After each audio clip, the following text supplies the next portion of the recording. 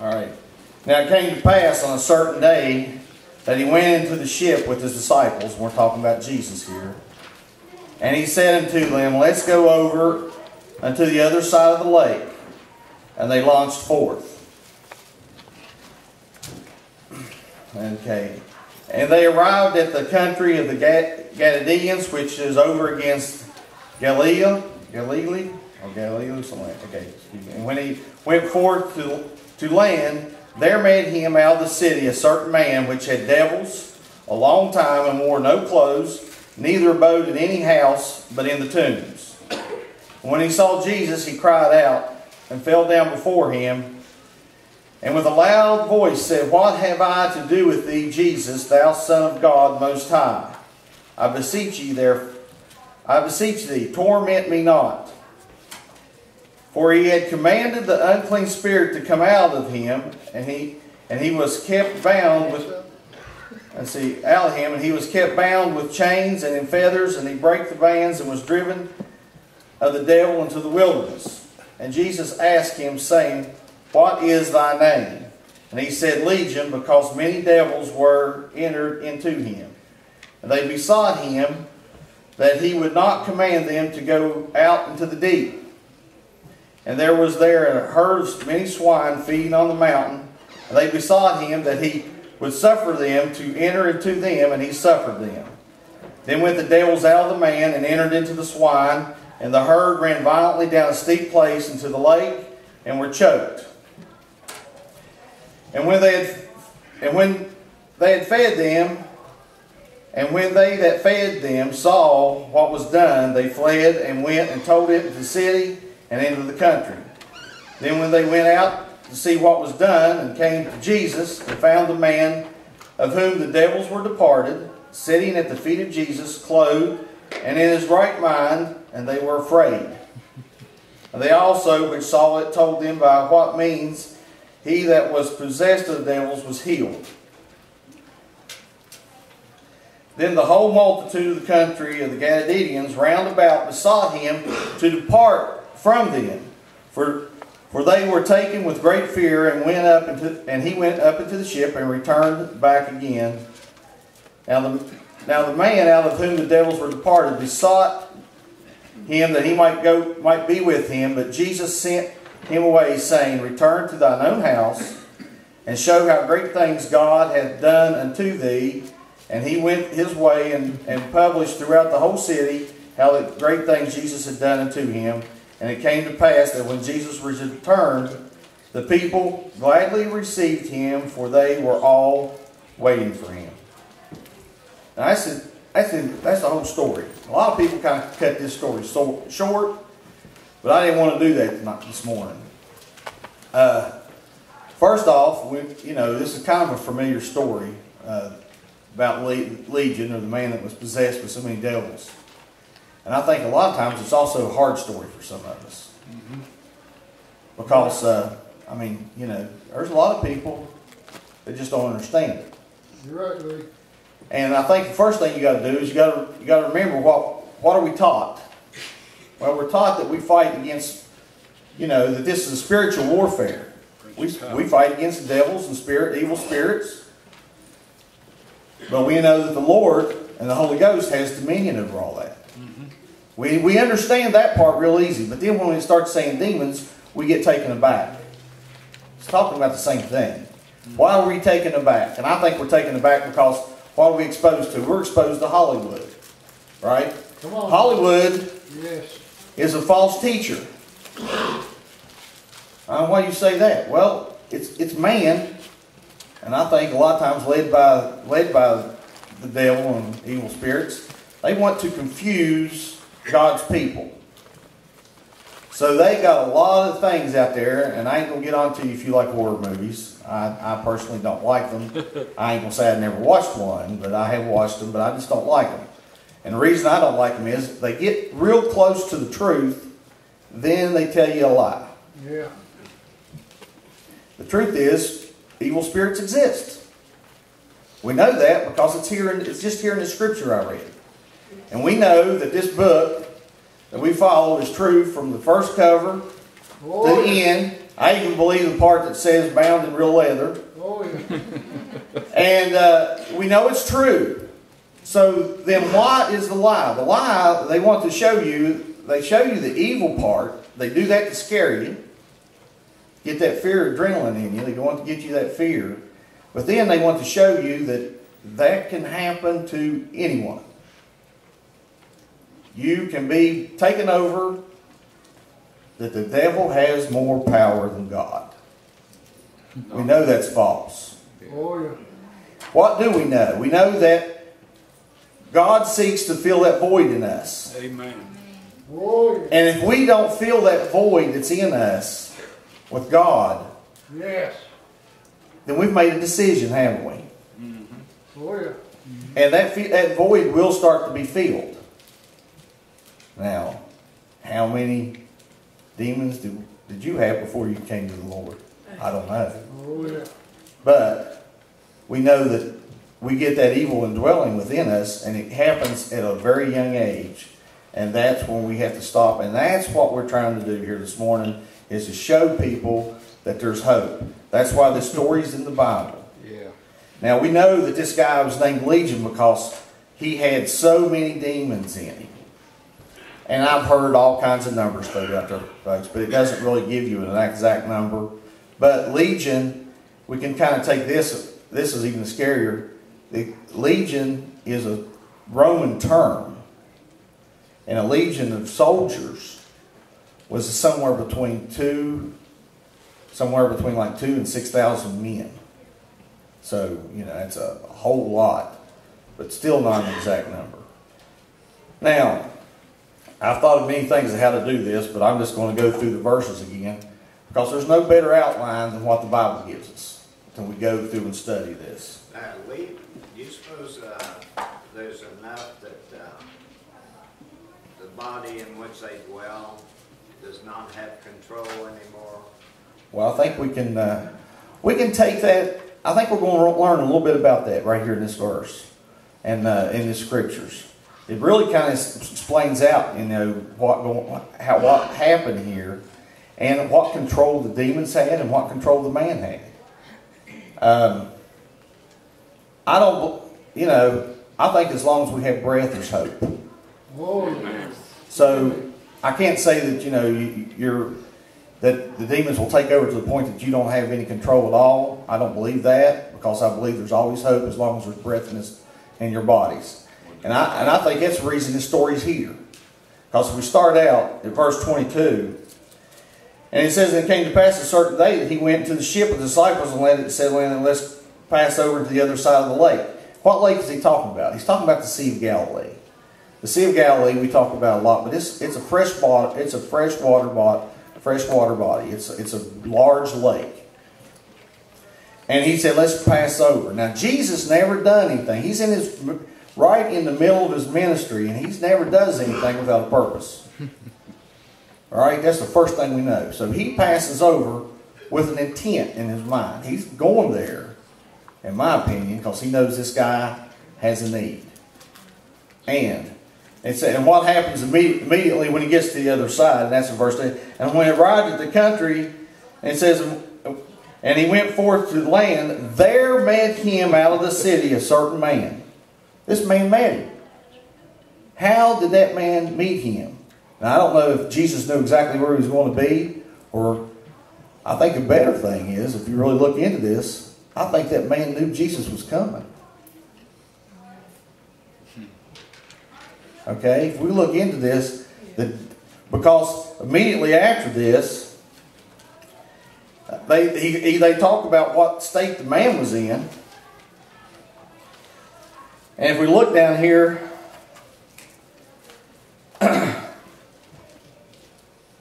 and the demons, they besought him that he would not command them to go out into the deep. Now, a lot of people have thought about this because the swine, they run down into that sea. They're going out into the deep water, into the deep.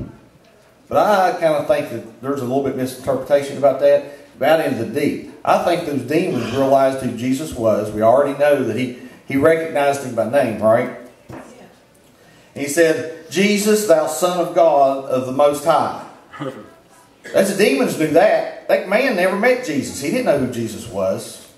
So the demons have already given him knowledge, right, of who Jesus is when he spoke it. And then the demons, Jesus has commanded them to come out, and then they start pleading. They start pleading and ask Jesus not to cast them out in the deep. I think that they knew who Jesus was, and they were afraid that he was going to pass judgment right then and there on them and cast them out. Cast them out where? Into the deep. The total separation, where they wouldn't be here anymore.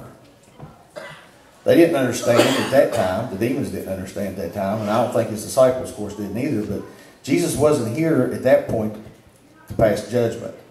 He was here to grant mercy and grace. Amen. So he allowed the demons to go into the swine. And I think the demons, a lot of times, I've heard a lot of different stories on this, but I think the demons had they had a little hidden agenda here. You know, they're not stupid. They already know who Jesus is. Mm-hmm. And they pleaded with him. Now they think they want a reprieve. So they've asked them to send him out in the swine. Why? Well, this country they just passed over into is across the Sea of Galilee.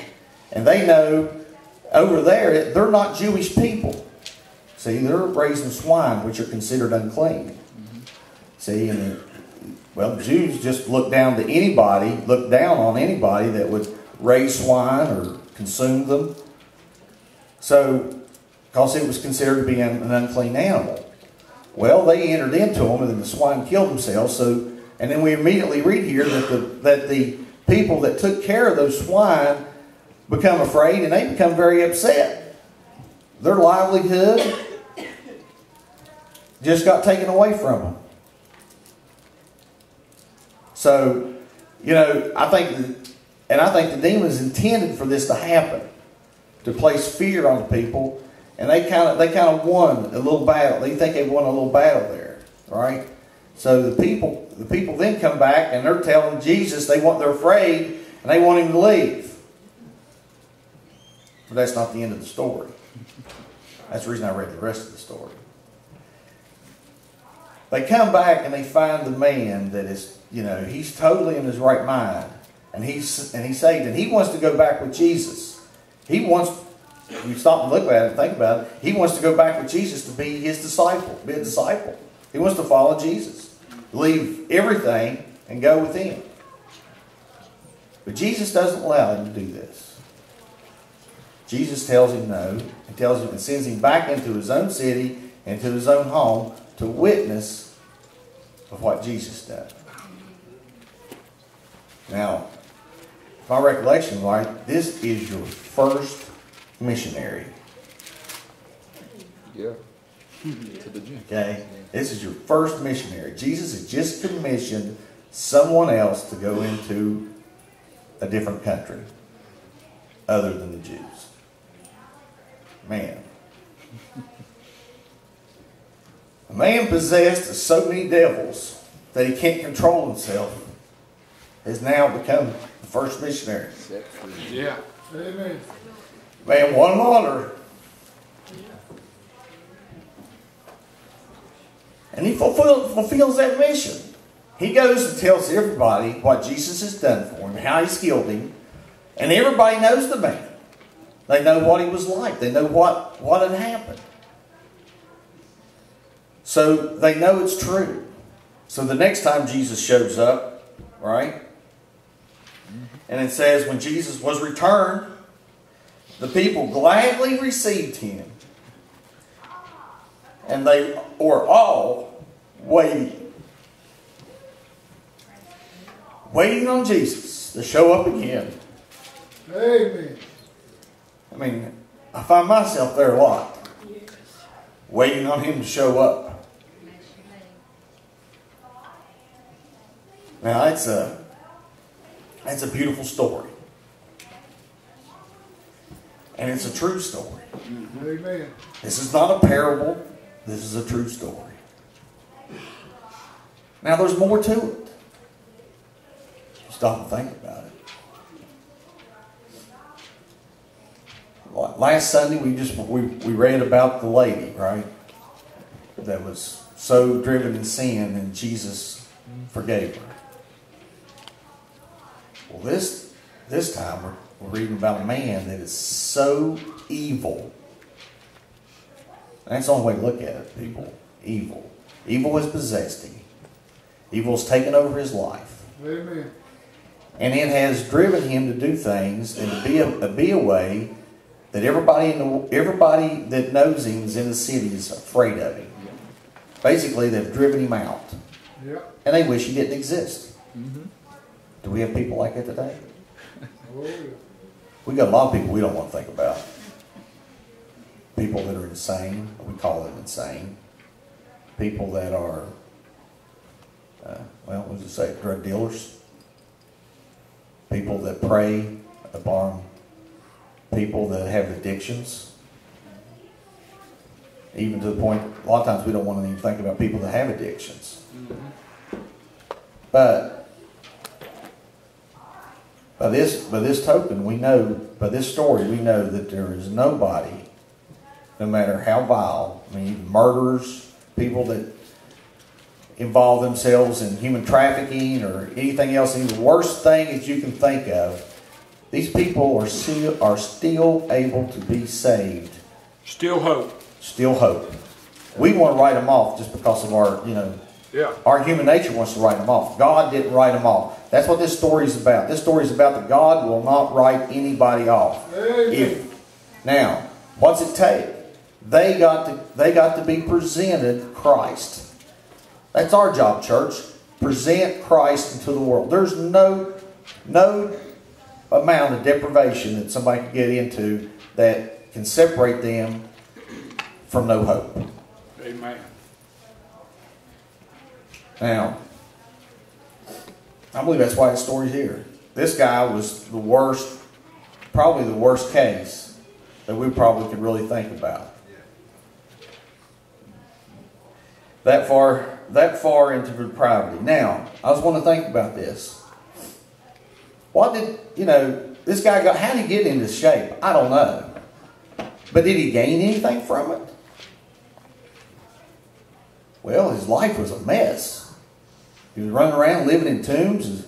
He was naked. Didn't care. No man could bind him, not even with chains. Well, what did he gain? Well, we know he had knowledge that most people couldn't have. He knew Jesus. He knew who Jesus was probably better than the disciples did. He had knowledge. He probably was going crazy before Jesus got to the other side because he knew he was coming. So he had knowledge beyond a regular person. He had strength beyond measure no other man probably had possessed. So he gained a little. I mean, there's people out there, sad to say, that are so, insane. They would seek things like this, not realizing the consequences. But there's still hope. Amen. Oh, yeah. Always hope. Well, Satan enters our lives at our will. Yes. And we have a will to hold him back. Right. That is our defense. I guess I'm not saying everybody's. Perhaps everybody cannot avoid it due to illness of their mind or not being caring to. But us that love the Lord, we have that promise that the love of God will be in us if we love Him. Yeah, you're absolutely right. What we have, it all comes down to our choices. We can choose God. We can choose evil. We can choose nothing, which is the same as rejecting God, which means I just chose evil. Amen. You're right. So we're always making choices, whether we want to or not. A non-choice is a choice. It's a choice to open yourself up to other things that you don't want. Right. And only by the grace of God are we able to maintain our sanity. Amen. That's true. The world is, you know, as good as we have it here in the United States, the world is still, it's still hard. It's still hard to keep your mind focused. It's still hard to not get so angry that you want some relief. And that's when the devil steps in. If you are so angry and you just need some relief, then the world steps in, does it not? Yes. I mean, we looked at here, we just read this man. Jesus just healed him of all these demons or these evil spirits, whichever, it's the same thing. But what happens today if we don't seek God and we know somebody's like this? What do we do as a human being? We seek another human being to help us out. Well, he's a psychologist. He went to college. He's still just a human being. What's he going to do? He's going to do his best to find the underlying cause of your pain. Well, that's not really a big secret most times. Maybe something you don't tell anybody, but it's not going to be a big secret. Then what's he going to do? Is he going to heal you from that pain? Nope. He's going to give you something to cover it up. Amen. Oh, what's that do? Well, that gives you a little relief for a while. And then when it wears off, it's back again. Only God can heal it. Only God can take it away. Amen. Only God can give us the capacity to forgive. I know I can't. I've tried to forgive people myself, but until I turn it over, it don't happen. So, God's the answer. Why do we tend to look towards man and our science? I can't tell you how. I mean, I'm a very logical person. I'm highly educated, and I look to that, but I guess I have enough wisdom to understand that science isn't the answer. They can't fix anything. They can't make anything. They can't make something out of nothing. You're right. And I've seen it. I've seen God make things out of nothing. I've been out. I just had my spiritual birthday. I'm 44 years old. I wish I was really 44 years old. But if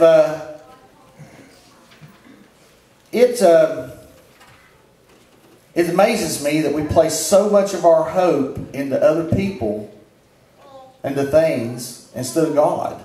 Amen. When we come up against this stuff, prayer and Jesus is the answer. Amen. Not running out and trying to get our lives put back together by doing it ourselves. I mean, we just talked about that this morning, right? I'd get saved, but I got things I got to straighten out in my own life. We're not able. That's the reason that song, Just As I Am, here, there is so much power in that song. I know I was saved with it. That's the song they were singing when I got saved. And every day, every time we sing it, even today, 44 years later, goosebumps rise up and down my arms when I hear that song. Amen. So that's the message. I mean, that's Jesus' message here. It's just that He is showing us that no matter how far someone has gone, and that there's still hope for that person. Now, you know, we're called to love others, and we're not going to win anybody by showing. We're not going to win anybody into the kingdom by showing fear or hatred or condemnation or anything like that. We've got to show them love. You're right. But we've got to remember where we draw the line there. We love the person, not the acts that they were committing. Amen. Those acts that you commit, there's consequences. Sometimes there's punishments you got to receive for those acts. Just, you know, a lot of people want to think they commit those, and they want to look to Jesus as a get out of jail free card. Oh, I'm saved. I didn't really mean it. Forgive me. You got to forgive me. You're a Christian. No. I love you. I love your soul. But what you did for me, I'm trying to forgive and forget. A lot of times, that's hard. You're right. And sometimes, I think that we're not to forgive it, but forget about it maybe, forget about it, because if that person is totally let off the hook, there'll be no consequences. Then it would be fair to that person that you're really trying to help. Would it? Be right back in the same mess if there was no consequences for them. So we've got to remember that we're supposed to love the person, not the sin. And there's no one, no person, no family member, no one out there that's not, that God can't reach. And that we have the power. So I just went through that, and we just read how strong that man was, right? Break any chain. Demons could do, make that man physically do remarkable feats. What stopped him? A single word from Jesus. The word has all the power. Amen. You're right.